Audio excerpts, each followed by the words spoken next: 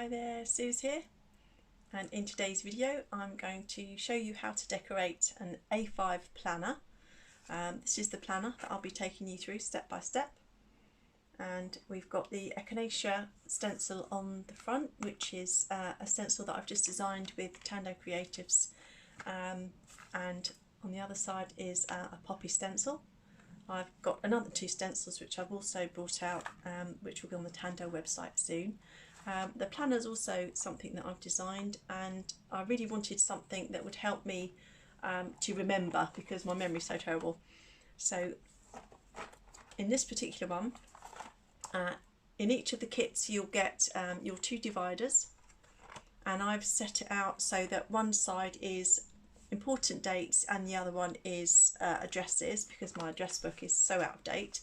And on the other side I've done it as notes and things, but you could also put this as a calendar. There are lots of calendars that you can download in this size, so the choice is yours. Alternatively, if you wanted to, you could just have it as a journal, so it doesn't have to be a planner. You can just do it however you want to, really, so it's entirely up to you. But the nice thing about it is it's completely reversible, so you can have it whichever way you want to. So if you like to have things on your desk so that you can flick through and remember what you're up to the next day, or whose birthday it is this week, it's a really handy way of doing that.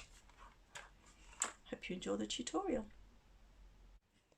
And here's what you get in the kit. You get the lovely bendable A5 folder. You get two small and one large insert to section off your work, and you also get a set of stencils and the 4 ring clips. The stencils are designed so that you can create tab sections behind the dividers. They fit perfectly behind there. And what you can also do is, if you want more than 3, you can flip it so that you've then got the bottom 3 as well. You just have to remember to put the holes at the top for the lower 3, because they've been in the wrong place otherwise. And you also get one other stencil, and this stencil is to help you with all the pages that go behind the tab sections. So if you look at that, it's perfectly sized so that all the pages that you create to go behind, if you wanted to use it this way, would all fit nicely and neatly behind the tabs. I'll start you off with each of the sections, but I won't bore you by recording the whole thing, so it will just be broken down into little snippets. The very first part of the process is to cover the whole of the front and the back with a coat of gesso, and the way that I do that is just with a sponge dauber, and I'll just do one coat over the whole thing.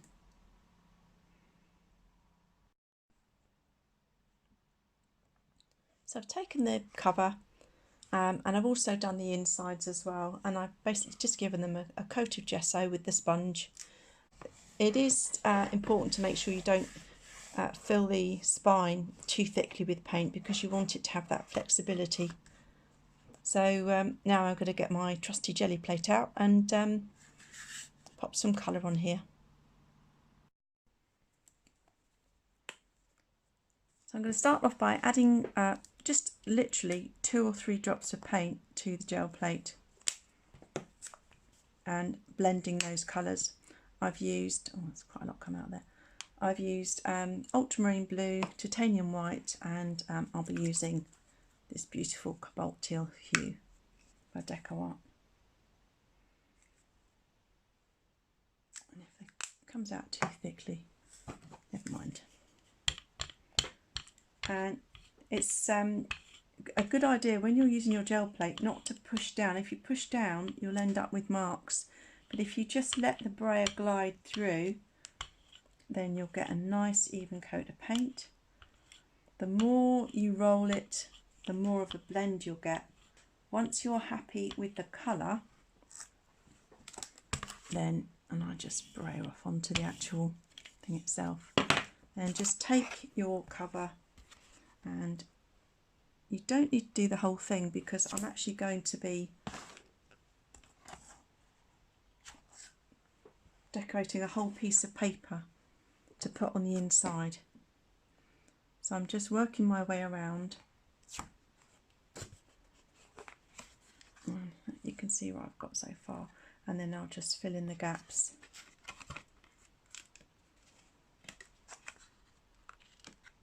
You don't need to worry about the spine either, because what I do at the end is I go over the spine either with something like treasure gold, or for me it's always metallic lustres. I love my metallic lustres. And you can see I've just used one layer of paint and I've got the whole thing covered. And then what I'll do is I'll repeat that for the other side. Lovely, just lovely.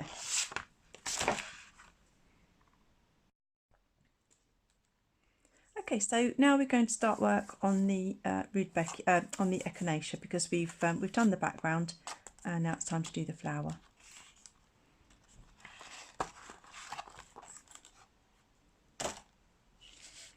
So to do that, I've got some Deco Art Media Fluid acrylics in primary yellow, pyro orange and titanium white. Gave them a good shake and just splodged a bit out on my mat. I've got my stencil here, and now I'm going to position that fairly high up. If you look at how I've done that on here, it's quite high up, and then I've done a little stem at the bottom. Put it whatever you want to. I've also, we've got the innies in this as well, which is quite handy. And before you start using stencils, it's always a really good idea to start taping off any open areas where you might accidentally end up getting paint. So I've got one here. This is low tack tape, but I've been sitting here with it on my trousers for a few minutes to take a bit more tack off, because otherwise it might pull off the paint when you remove it. So you don't want to leave this on for too long either, ideally.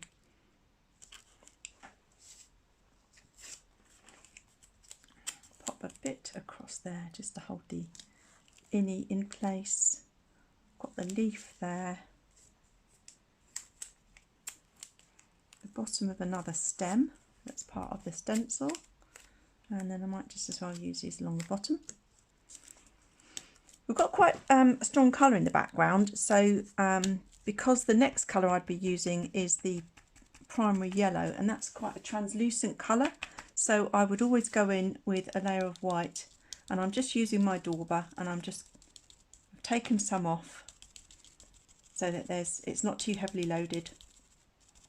But actually for this particular design that I'm doing today, it doesn't really matter if you go underneath the stencil, because what I will do at the end is just go round the whole design with a black fine liner and just give it a nice scribbly look. So I've done my white. I'm just going to use the dauber and just pick up some yellow and go back over. Again, you don't want too much paint.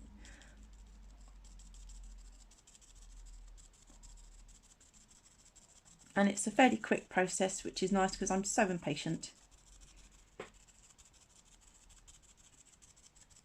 And you can dry this off, but I wouldn't put your heat, apply heat to the stencil for too long, because it is a plastic, although these are pretty tough. Now when I go in with the orange, that's a really, really strong colour. So what I would do with that is just make sure I just take a tiny bit on the edge and just come out with that. And then that edge is what I will apply to the bottom. So if I bring this in here, you can see I've just added orange to the bottom, and this is where I'm blending it up.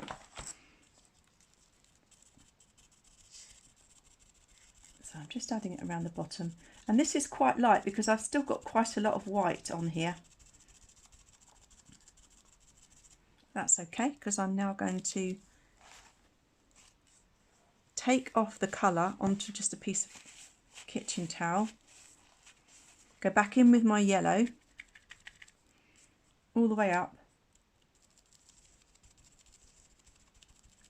and that will just strengthen those colours.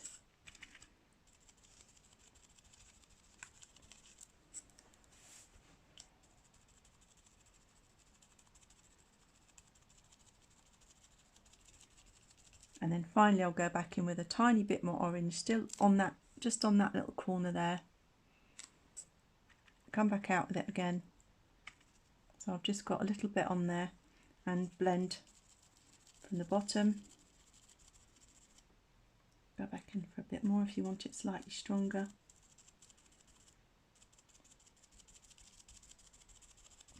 And then just work your way along, blending that in.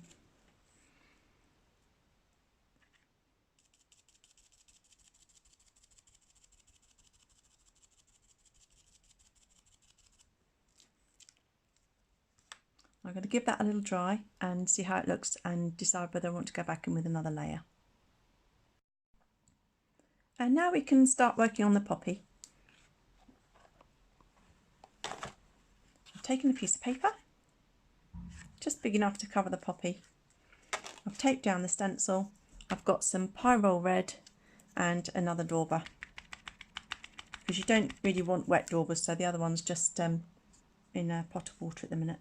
And same thing again, I'll be holding the stencil down and just daubing, not too much paint loaded on. And this is such a lovely strong colour that you just need one application.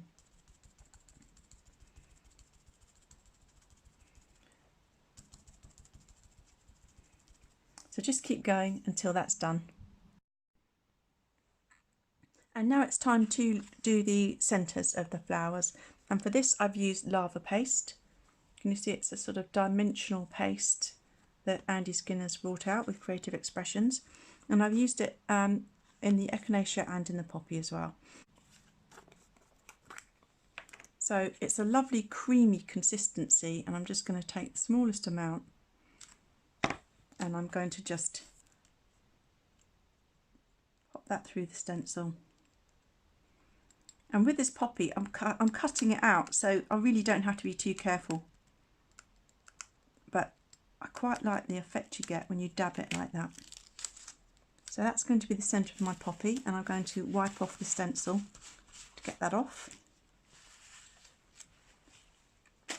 And with the echinacea, I'm going to go straight on to the coloured background. So I'm taking off the inny bit that I had protected before.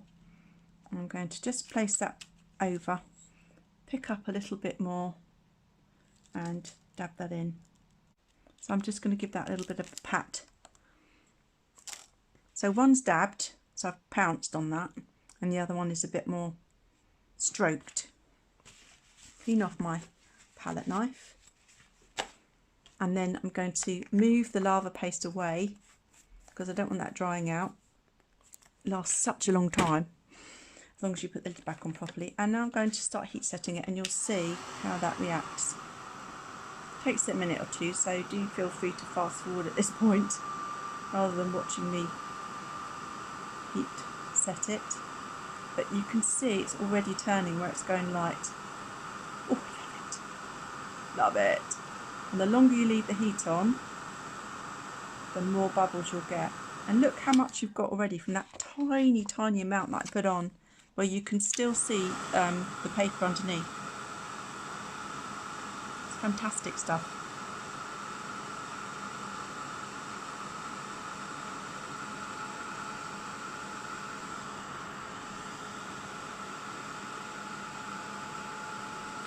Okay, so I've got a nice bit of chunky dimension on there. I'm going to do the poppy now, and you can see that's with the slightly pounced effect.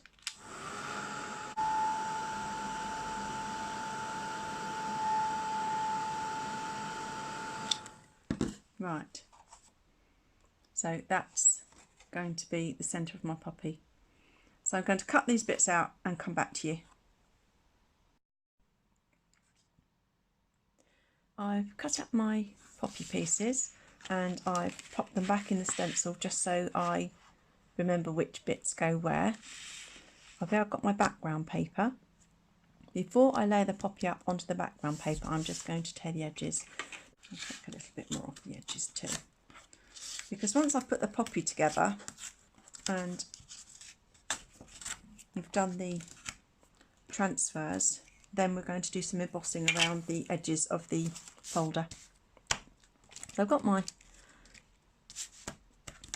background paper. I'm going to get some glue and then we're going to glue the poppy on. I've got the other poppy in front of me just as a bit of a template, and the way that I did it was I started with the back piece first. So I'm just going to use some of Andy's quick grab glue, give the petals a little shape and start gluing that down. And then once I've glued it all together and it's dry, I'll then go round with a white Posca pen or a fine paintbrush and add a few highlights. And the nice thing about using wet glue is that you can keep adjusting it while you're working, just so that you're happy that you've got the shape you want. Doesn't take long at all.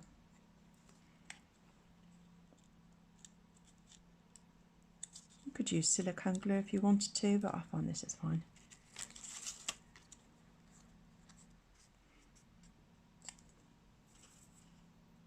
Apologise if you can hear noise in the background. There seems to be a lot of building work going on around here at the moment, so people are having their gardens dug up and all sorts. So I've got to this stage and then I'm going to put the middle in, and then once the middle's down, give that a little press and you see the leaves, the petals sort of pop up a little bit, and then with this last piece I just give that a bit of a shape, pop the glue along the bottom edge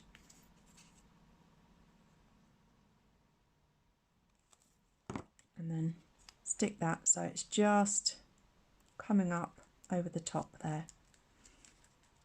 Okay, so I'm now going to just put that to one side and leave that to dry and come back to it. Now I'm going to paint the centre of the Rudbeckia with raw umber. So this time I'm taking quite a detailed paintbrush and I'm just going to paint over that.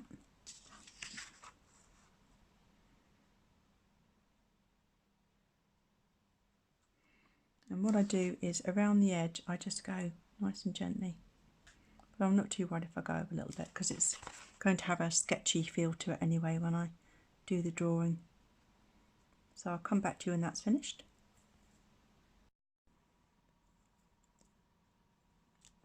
So I'm just going to add a little stem to the echinacea, and you can put it anywhere you like. There is actually in the template, there is actually a guideline for you. If you're not very confident, you can just trace in there, but I'm just going to, for speed, just do a nice little line down there. And in fact, while I've got that out, I'm going to do it on the poppy as well. With the poppy, I just do a bit more of a moon shape underneath, and then just come down. On the original one I used a slightly darker green, but I'm quite happy with this as I've got some out. Okay, come back to this, and the next thing I'm going to do is get the transfers, so I'll come back to you again with the transfers. So what I did was I took the bee and the dragonfly out of Andy's Alchemy Plus set. So I've transferred the bee. I'm going to do the same again with the dragonfly now. And again, it's really easy. Just hold it in place. Really hold it down firmly. You don't want the transfer moving while you're rubbing it. And what I tend to do is work from the middle out, because I find there's less chance of me moving it. Oh, see, I just moved it there. And really, you should just press in one direction. Now, not too worried, because there's only a tiny bit of the edge of the wing that's gone. And I can pop that back in with a pen anyway.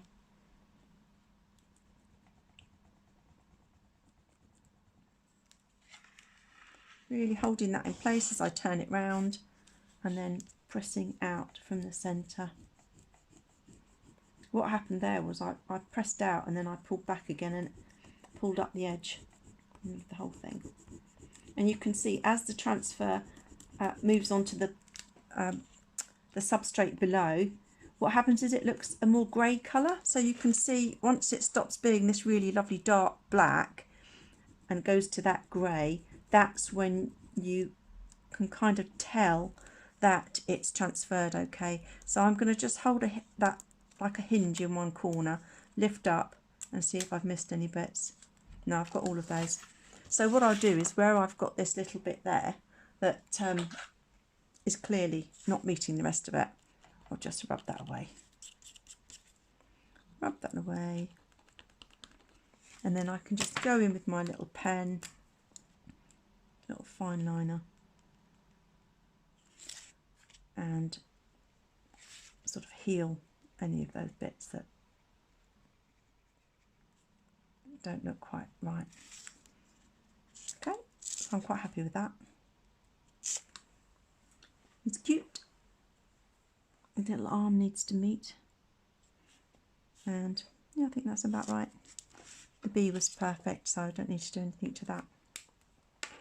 And then to give them a little bit of colour,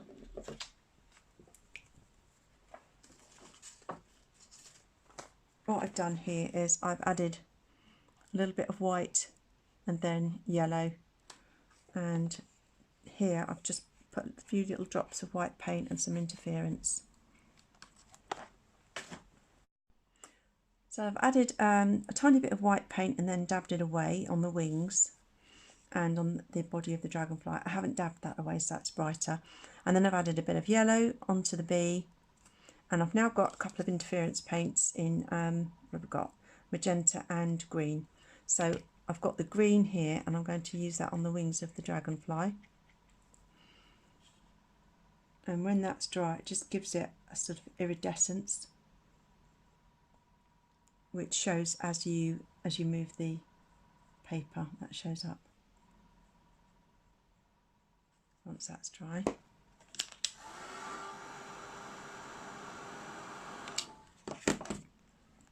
Might just catch that in the light. Still wet, but when it's dry it shows up even better. And then I'm going to use the magenta on the wings of the butterfly. And you need such a tiny amount.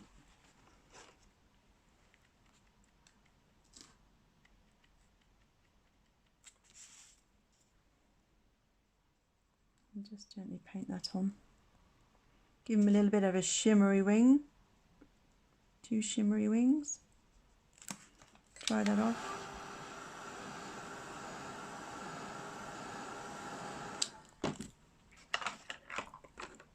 And then to finish off this one, what I do is I go round and I literally scribble around the edge of the petals.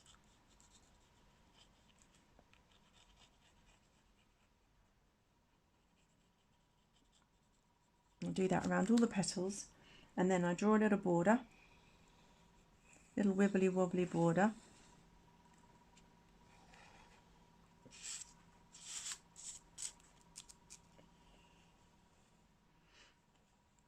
Love doing this, great fun. And then I go back and do a little bit more.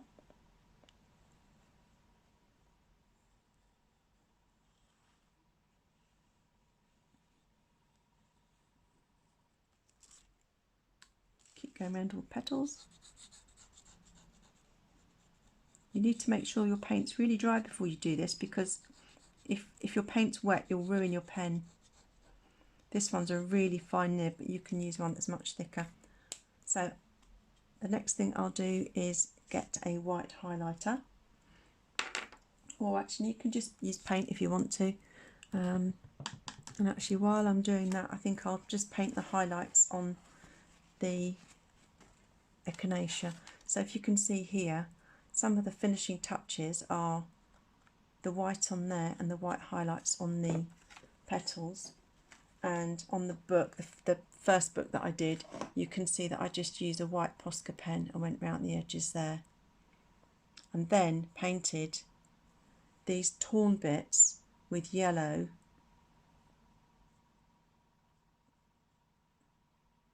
in splotches, in in just alternating between the yellow and the orange. So I'll come back to you when I've done that.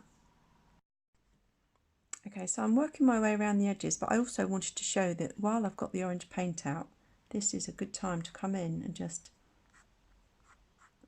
if you want to, do a little bit more blending. And if you just have a sort of more of a watery effect,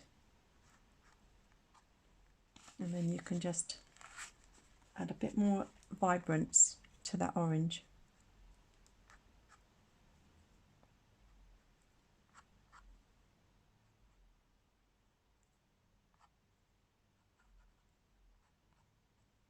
So simple.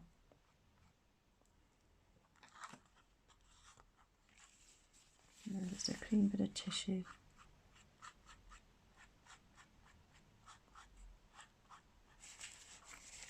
If you want to wipe it back, you just dampen the tissue and it comes back quite nicely.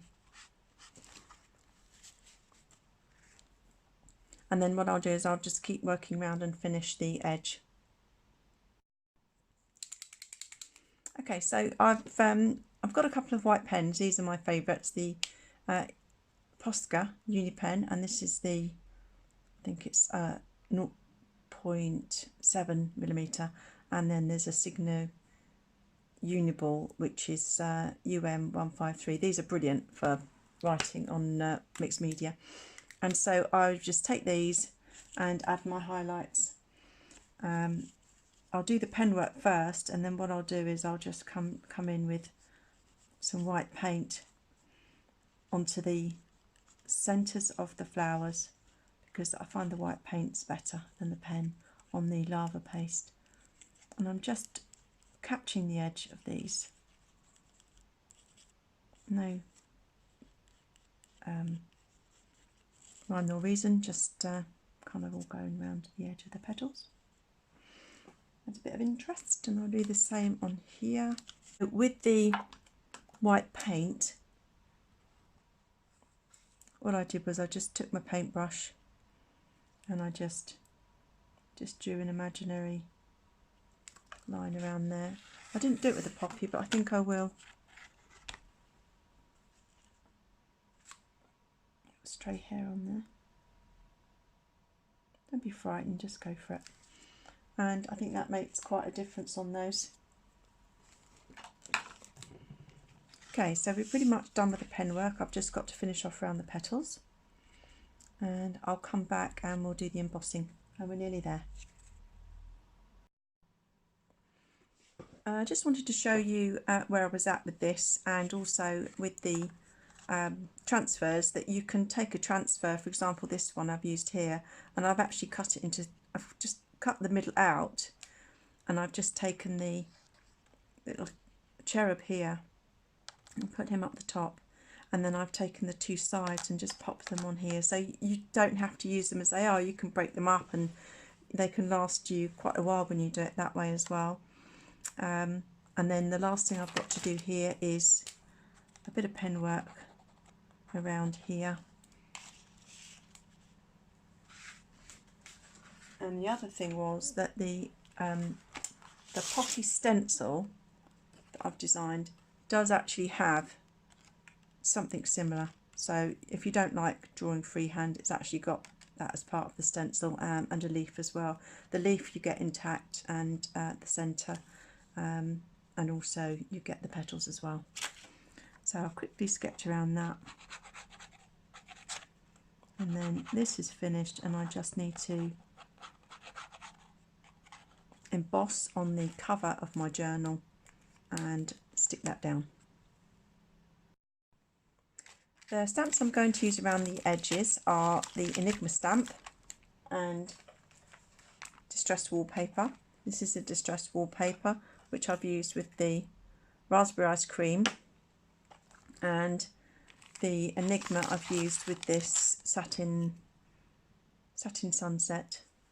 Love those colours. And that's the Enigma. You can just see some of the lines there. Now, you don't have to be too precise with this because it's just background stamping. I tend to do with most of my stamping, I tend to give them a little brush over with an anti-static pad. Again, we're only going around the edges, so I'm not being too particular. And I always have a sheet of paper ready to capture the powders, so I can tip it easily back into the pot. So on the darker side, I'm going to do the Enigma, and I'm going to get a Versamark ink pad. So it's my Versamark pad, well used as you can see, and I'm just going to do one edge,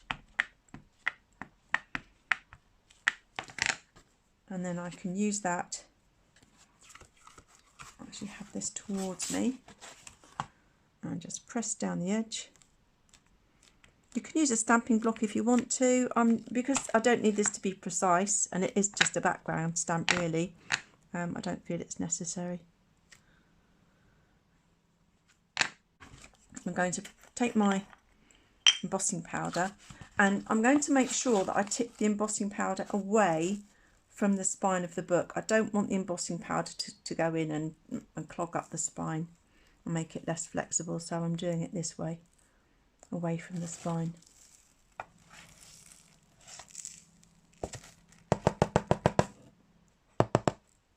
Okay, so you can see there, and now I've got the rest of it ready to tip back in the pot.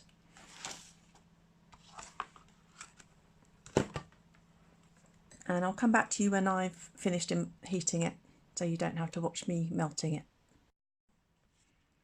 Both sides are now embossed.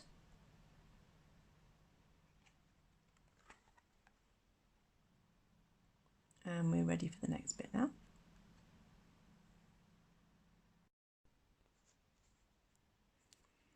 I've taken metallic luster in iced espresso.